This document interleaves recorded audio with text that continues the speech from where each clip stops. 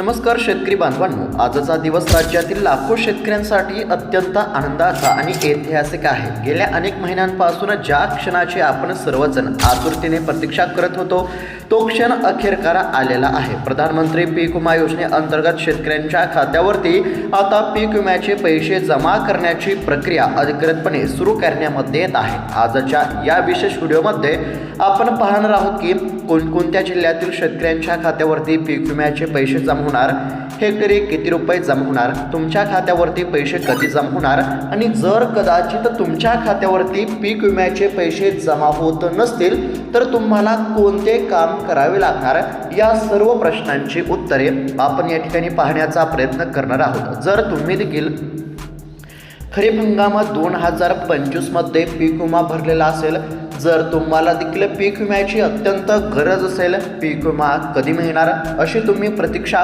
करत असाल तर हा खास व्हिडिओ तुमच्यासाठी असणार आहे। फक्त आता थोडा वेळ काढून व्हिडिओला शेवटपर्यंत पाहण्याचा प्रयत्न करा। चॅनलवरती जर नवीन आलेला असाल तर आत्ताच खाली दिलेल्या सबस्क्राईब बटनला क्लिक करून या चॅनलला नक्की सबस्क्राईब करून घ्या। पीक विम्याच्या वितरणासंदर्भातील A to Z माहिती तुम्हाला बघायला मिळणार आहे। पीक विम्याच्या वितरणासंदर्भातील प्रत्येक महत्त्वाची बातमी आपण या ठिकाणी पाहण्याचा प्रयत्न करणार आहोत। तुमच्या खात्यावरती पीक विम्याचे पैसे नेमके कधी आणि किती वाजेपर्यंत जमा होणार हे देखील आता तुम्हाला बघायला मिळणार आहे। त्यासाठी व्हिडिओला शेवटपर्यंत पाहत चला। चॅनलवरती जर नवीन आलेला असाल तर चॅनलला देखील नक्की सबस्क्राईब करून घ्या। तर चला बघूयात आता सविस्तर अपडेट। तर आता राज्यभरातील सर्व शेतकरी बांधवांसाठी आताच्या क्षणाची अतिशय महत्त्वाची, आनंदाची आणि दिलासा देणारी बातमी समोर आली आहे। शेतकरी ज्या बातमीची आतुरतेने प्रतीक्षा करत होते, चातकाप्रमाणे वाट बघत होते, अखेरकार ती बातमी समोर आली असून आता शेतकऱ्यांच्या बँकेच्या खात्यावरती पैसे जमा होण्याचा मार्ग मोकळा झाला असं म्हटलं तरी काहीच हरकत नाही। सध्या जर बघायला गेला तर सध्या राज्यभरातील सर्व शेतकऱ्यांच्या मनामध्ये एकच मोठा प्रश्न आहे, तो म्हणजेच की खरीप 2025चा पीक विमा नेमका कधी मिळणार। आता एकंदरीत जर विचार केला तर साधारणपणे जानेवारी महिन्यामध्येच हा पीक विमा मिळणे अपेक्षित होते। म्हणजेच की जानेवारी महिन्यामध्येच खरीप हंगामाचा पीक विमा शेतकऱ्यांच्या खात्यावरती जमा होणे अपेक्षित होते, परंतु काही कारणास्तव या ठिकाणी पीक विमा वाटप करण्यासाठी उशीर झाला। आता एकंदरीत जर बघायला गेलं तर या ठिकाणी पीक विम्याची जी काही रक्कम आहे ती जानेवारी महिन्यामध्ये जमा होणे अपेक्षित होते, पण आता फेब्रुवारी महिना उजडला आहे। फेब्रुवारी महिना सुरू झाल्यापासून बरेच दिवस उलटून गेले तरी देखील अद्याप देखील शेतकऱ्यांच्या खात्यावरती पीक विम्याचे पैसे जमा झाले नाही आणि या मुद्द्यावरून आता थेट लोकसभेमध्ये प्रश्न विचारण्यामध्ये आला आहे। केंद्रीय कृषी मंत्री शिवराज सिंह चौहान यांनी पीक विम्याबद्दल एक अतिशय महत्त्वाचं उत्तर दिलं आहे। 21 दिवसांचा नवा नियम आता लागू करण्यामध्ये आला आहे। आता नेमका 21 दिवसांचा नवा नियम काय आहे ते देखील आपण या ठिकाणी बघणार आहोत आणि त्याचबरोबर पीक विमा कंपन्यांना 12% दंड आता आकारला जाणार आहे, याबद्दलची देखील अतिशय महत्त्वाची माहिती आपण पाहण्याचा प्रयत्न करू। तर बघा, आता पीक विमा योजनेच्या अंमलबजावणीतील दिरंगाईबद्दल केंद्र सरकारला लोकसभेमध्ये जाब विचारण्यामध्ये आला आहे। पीक विम्याचा गाजावाजा तर खूप होतो, पण प्रत्यक्ष शेतकऱ्याला तो वेळेवरती का मिळत नाही, या प्रश्नाला उत्तर देताना केंद्रीय कृषी मंत्री शिवराज सिंह चौहान यांनी काही महत्त्वाचे आकडे आणि निर्णय आता जाहीर केले असून आता राज्यातील शेतकऱ्यांच्या खात्यावरती पीक विमा जमा होण्याचा मार्ग मोकळा झाला असं म्हटलं तरी काहीच हरकत नाही। आता एकदा डेटा विमा कंपन्यांकडे गेला की त्यानंतर साधारणपणे 21 दिवसांच्या आत पीक विमा कंपन्यांनी शेतकऱ्यांचे दावे निकाली काढले पाहिजेत असे आदेश आता देण्यामध्ये आले आहेत। म्हणजेच की काही महत्त्वाचे निर्णय देखील आता सरकारच्या माध्यमातून घेण्यामध्ये आले असल्यामुळे आता शेतकऱ्यांच्या खात्यावरती पीक विम्याचे पैसे जमा होणार आहेत। त्याचबरोबर जर पीक विमा कंपनीने 21 दिवसांच्या आत पैसे दिले नाहीत तर पीक विमा कंपन्यांना 12% दराने दराने व्याज आकारला जाईल। हे व्याजाचे पैसे थेट शेतकऱ्यांच्या खात्यावरती जमा केले जातील। अशा पद्धतीने देखील आता कंपन्यांवरती कारवाई करण्याचे देखील आदेश सरकारच्या माध्यमातून देण्यामध्ये आले असल्यामुळे आता शेतकऱ्यांच्या खात्यावरती पीक विम्याचे पैसे हे जमा होण्यास अडचण निर्माण होणार नाही। त्याचबरोबर जर राज्य सरकारने आपला हप्ता भरण्यास उशीर केला तर तोच 12% दंड राज्य सरकारला देखील लागू होईल। अशा पद्धतीचे कडक नियम आता केंद्र सरकारच्या माध्यमातून लागू करण्यामध्ये येत असल्यामुळे याचा फायदा नक्कीच आता शेतकऱ्यांना होणार आहे। जर आता विमा कंपनीने 21 दिवसांच्या आत पैसे दिले नाहीत तर पीक विमा कंपन्यांना 12% दराने व्याज आता आकारला जाईल आणि जो व्याज आकारण्यामध्ये येणार आहे तो व्याज शेतकऱ्यांच्या खात्यावरती जमा केला जाईल। म्हणजेच की पीक विम्याचे देखील पैसे आणि व्याजाचे देखील पैसे हे शेतकऱ्यांच्या खात्यावरती जमा केले जातील। तसेच सरकार आता रिमोट सेन्सिंग आणि सॅटेलाइट इमेजिंगवरती आता भर देत आहे, जेणेकरून पंचनामे करण्यात होणारा मानवी हस्तक्षेप आणि उशीर टाळता येणार आहे। 5 दिवसांमध्ये नुकसानीचे आकलन करण्याचे चमत्कार कृषी मंत्र्यांनी सांगितले ते तंत्रज्ञानामुळेच शक्य झाले आहे। यामुळे आता येणाऱ्या काळामध्ये पीक विमा मिळण्याची प्रक्रिया अधिक वेगवान होईल अशी देखील अपेक्षा आपण नक्कीच करू शकतो। आता सध्या जर बघायला गेलं तर आता पीक विमा वितरित करण्याच्या हालचालींना देखील वेग आलेला असून आता शेतकऱ्यांच्या खात्यावरती याच फेब्रुवारी महिन्यामध्ये पीक विम्याचे पैसे जमा होणार आहेत। आता सर्वात महत्त्वाचा प्रश्न म्हणजे पीक विमा नेमका किती मिळणार? तर बघा, तुम्हाला देखील माहीतच असेल की राज्य सरकारने अतिशय महत्त्वाची घोषणा केली होती। म्हणजेच की सरळ आणि सोप्या भाषेमध्ये जर सांगायचं झालं तर बघा, खरीप हंगाम 2025 मध्ये अतिवृष्टीमुळे राज्यातील शेतकऱ्यांचे आतोनात नुकसान झाले होते।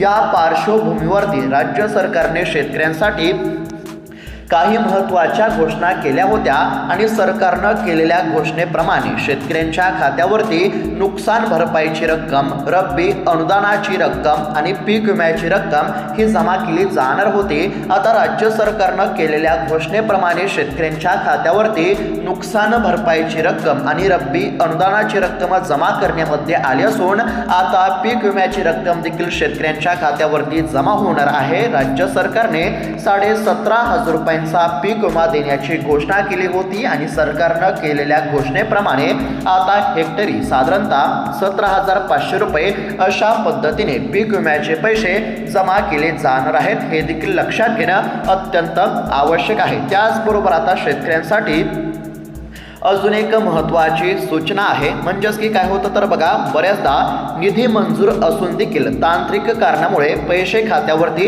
येत नाहीत। त्यामुळे काही गोष्टींची पूर्तता करणे अत्यंत आवश्यक आहे। म्हणजेच की सोप्या भाषेमध्ये जर सांगायचं झालं तर बघा, पीक विम्याच्या लाभासाठी EKYC करणे अत्यंत आवश्यक आहे। आता एकंदरीत जर विचार केला तर याच फेब्रुवारी महिन्यामध्ये पीक विमा मिळण्याची दाट शक्यता आहे। खरं तर जानेवारी महिन्यामध्येच पीक विमा जमा होणे अपेक्षित होते, परंतु काही तांत्रिक कारणांमुळे पीक विमा जमा होण्यास उशीर झाला असला तरी आता केंद्र सरकारच्या माध्यमातून पीक विमा वाटप करण्याचे आदेश देण्यामध्ये आले आहेत। 21 दिवसांच्या आत जर पीक विम्याचे पैसे जमा झाले नाही तर पीक विमा कंपन्यांवरती कारवाई देखील केली जाणार असल्याचा कडक नियम लागू करण्यामध्ये आलेला आहे। त्यामुळे आता शेतकऱ्यांच्या खात्यावरती याच फेब्रुवारी महिन्यामध्ये पीक विम्याचे पैसे जमा होण्याची दाट शक्यता आहे। परंतु आता पीक विम्याच्या लाभासाठी शेतकऱ्यांनी काही गोष्टी लक्षात घेणं देखील अत्यंत आवश्यक आहे। म्हणजेच की सोप्या भाषेमध्ये जर सांगायचं झालं